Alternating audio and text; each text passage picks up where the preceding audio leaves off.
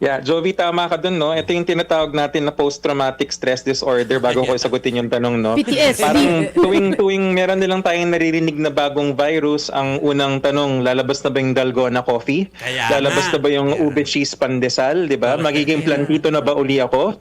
So kaya ako lang binabanggit yung mga yon kasi may mga virus po talaga na noon pa man, bago pa man magkaroon ng COVID-19, ay nandyan na sila at nababantayan sila at kaya natin silang respondihan.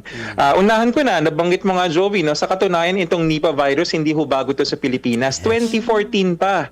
2014, kailan ba yung COVID? Kaya nga tinawag na COVID-19, 2019. 2019. 5 years before COVID, na-discover na natin si Nipah virus. Nandiyan pa ba siya? Wala na po. Yeah. Nagkaroon ho tayo ng mga kaso sa Sultan Kudarat. Umabot po ng 17. Tandaan po ha, 2014 pa ho to. Wala na ho ngayon.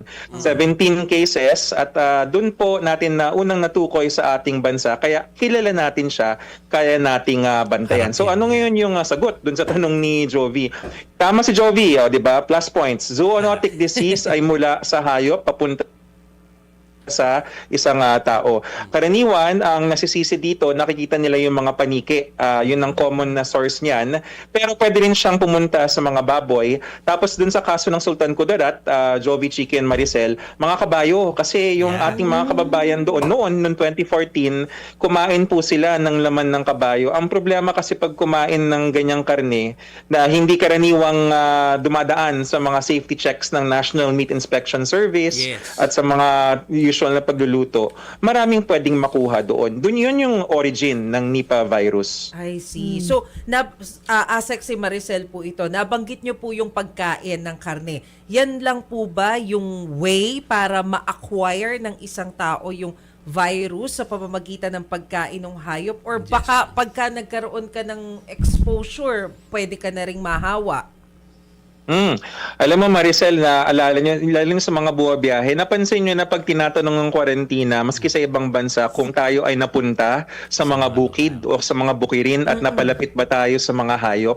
Dahil maraming mga zoonotic diseases, kasama na itong Nipah virus, maaaring makuha kapag tayo ay lumapit sa mga hayop na hindi naman natin karaniwang ginagawa. So hindi ibig sabihin na yung ating mga magsasaka ay usually ang mga magsasaka may konting kaalaman yan, so kaalam nila kung sinong tatawagan kapag may nararamdaman sila. Pero maliban dun sa pagkain, kung tayo ay mapalapit sa mga hayop na may sakit, lalo na yung kita man yung mga hayop na medyo matamlay, may sakit, wag na ho tayong lumapit kasi maaaring dyan natin makukuha yung mga sakit tulad ng Nipah virus. Between people, Maricel, pwede siyang malipat. Pero ito yung mangyayari lamang kung malapit ka talaga dun sa taong yon, talagang hinakap mo, katabi mo siya, at kung kumpirmado na meron siyang Nipah virus. Wala po sa Pilipinas ngayon.